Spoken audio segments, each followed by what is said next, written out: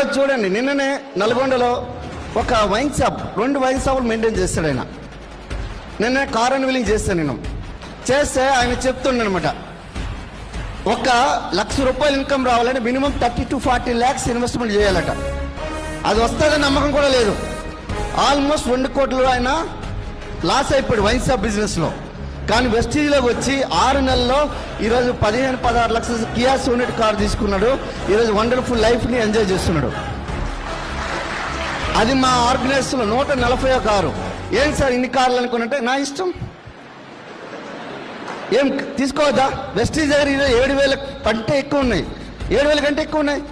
450 luxury cars ఉన్నాయి. Sir car వస్తుంది sir, ఏడొస్తుంది? నువ్వు ఏడబ్బా ఒక సొసైటీలో ఉండిపోయినా, నువ్వు ఏడబ్బా నువ్వు సొసైటీ. సార్ ఏడా ఇవన్నీ ఏడైతే సార్? ఎక్కడ?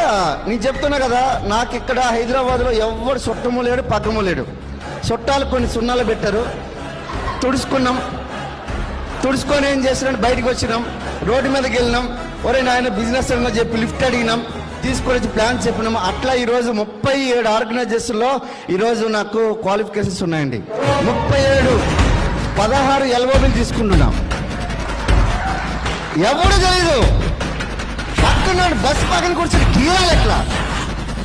ఏంటి ఎవరు మింది?